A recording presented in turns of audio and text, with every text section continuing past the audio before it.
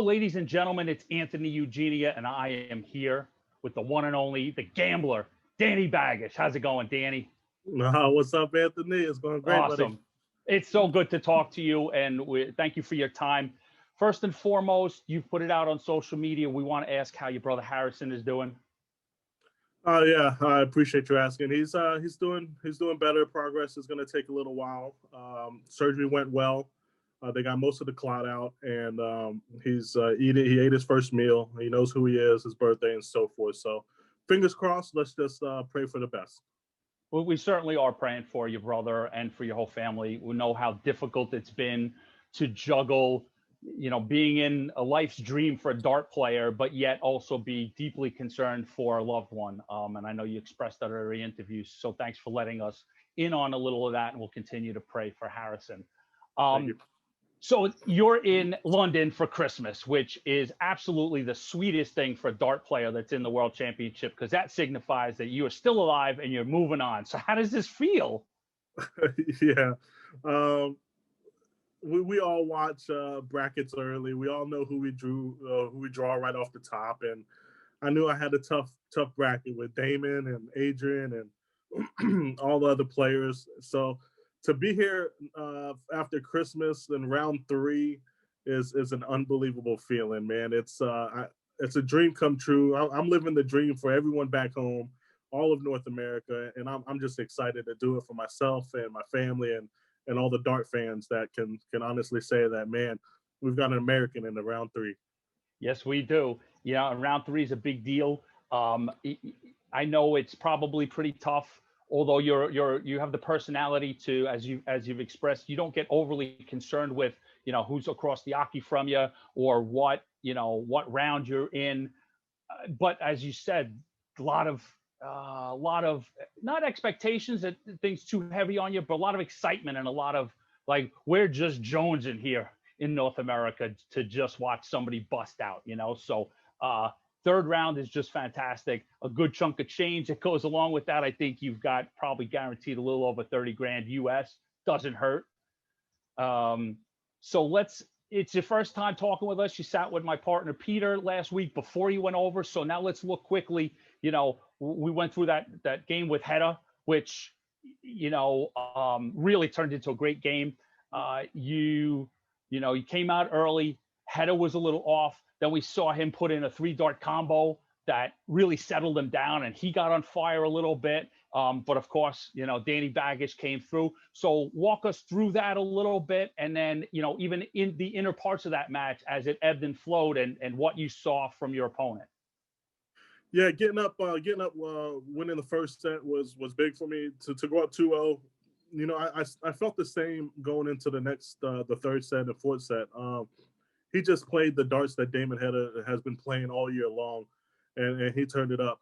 I found myself afterwards, after the match was over, I found myself that I got into his rhythm. I didn't take any deep breaths. I didn't take my time. I started throwing a little faster, even though I didn't fall off a little bit. It was his rhythm, so he was more comfortable with it. So I was lucky enough to get through. When I hit the last double, it was just unbelievable. But I just had to go into the next round and think to myself, play my game, not his game.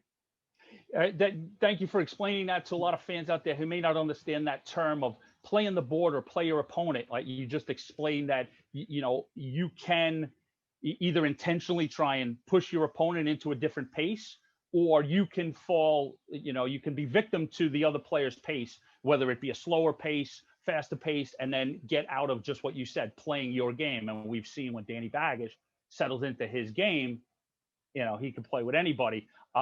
Before we leave the Hedda match, you took out a 76, and that, caused a little discussion on the social media platforms and stuff. And as I said on that platform, I complimented you because you made people think, and it's always good to think in this game and to learn a little something. So give me your philosophy, as it were, on outshots and how you make the choices that you make.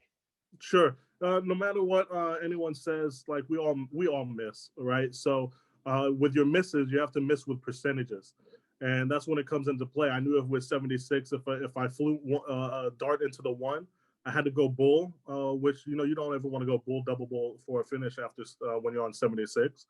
If I flew into the 5, I had to hit another triple just to leave it out. Sure. So I know going into the trip 16, no matter what I hit around it, a single left me a double out, whether it was a double bull or hit an 8, leave 68, hit a 7, leave 69, hit a 16, leave 60. So the percentage shot there was shoot the 16. If you miss, it's okay. You're still going to get a dart at the double. And leaving double 14, as Menser always does, it's the same size on it Sure. as all the other ones. So once I drilled the trip 16, I took a step back, took a deep breath, and put it in there. You put it right in. And like I said, as a former player myself, I learned a little something. I started doing the math, and I said, it's a pretty good way to go. I think I'm going to put that in the locker if I ever get back on the Aki. So now we advance. All right. So now you're into the second round. You're playing two-time world champion Adrian Lewis. And, as you said, you've counted that it doesn't really matter who's on the other side because you're going to play your game. But you've also said it was pretty darn cool to, see the name up there, Baggish against Lewis.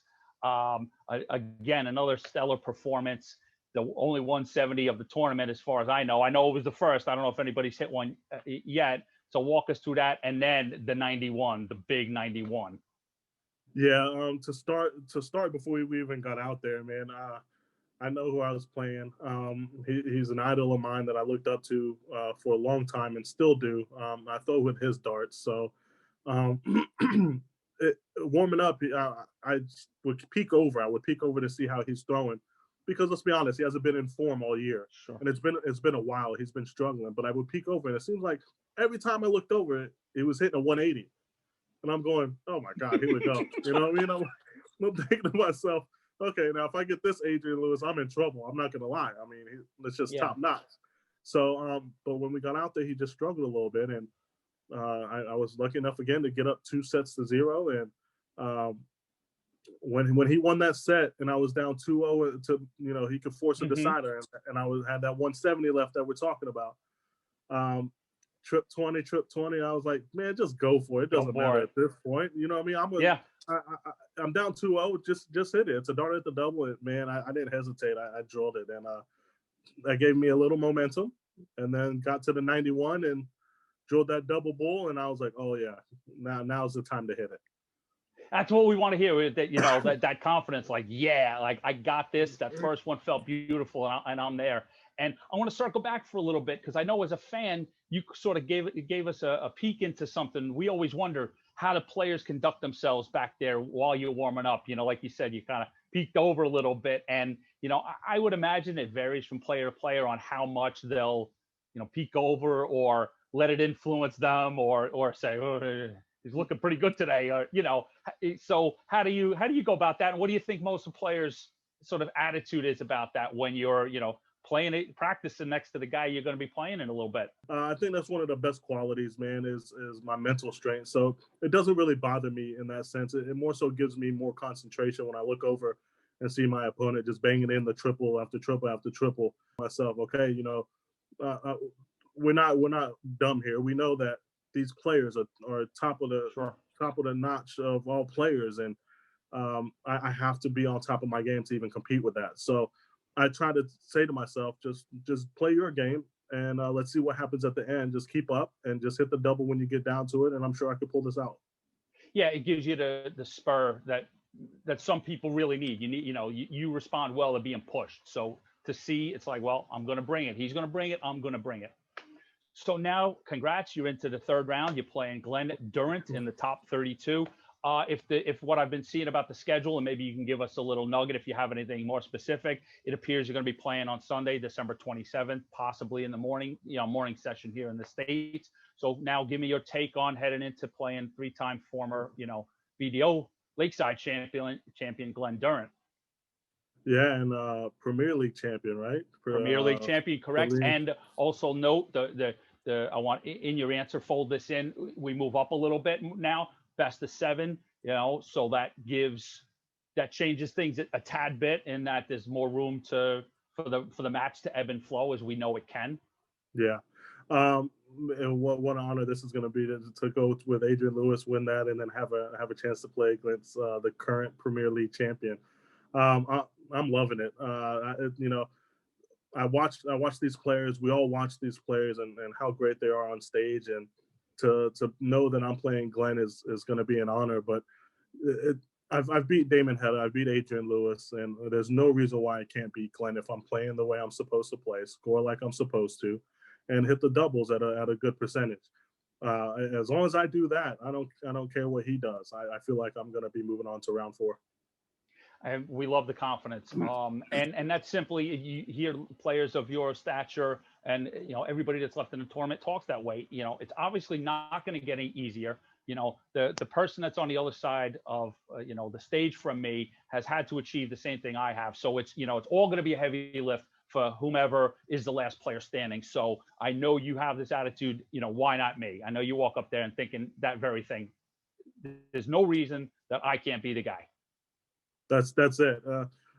Just because we're from the U.S. doesn't mean we can't play darts, and that's the biggest thing for me is what you guys have done for the CDC and bringing our talent and showing it out for everybody, and our dart game has just elevated, and I've seen it for everyone, not just myself. So we're coming, and I just happen to be the one making the run this year, and I think there's so many more players that are going to be doing the same over the next couple years. So. Yeah, why not me, man? Why can't I create my own story? And that's what I'm trying to do. If you don't mind, give us a little bit more of that. Give us you and we want to say thanks. We've seen you touch on the CDC in other interviews, and that was the idea of the CDC, was to get the best players in North America playing against each other repetitively to make everybody better. To make the game here better, and then when we have opportunities overseas, to put on the performances, quite honestly, that we've seen from all four of you players, from Jeff Smith, Danny Lauby, Matt Campbell, and yourself. I think this continent could not be prouder at the moment at how everybody's played, win or lose. And that, I think, is been a translation of what's gone on. So let me know how you see that from your perspective about maybe the guys that you play, some of the tournaments you've been in with CDC. What have you seen in the last, year and a half, 2 years?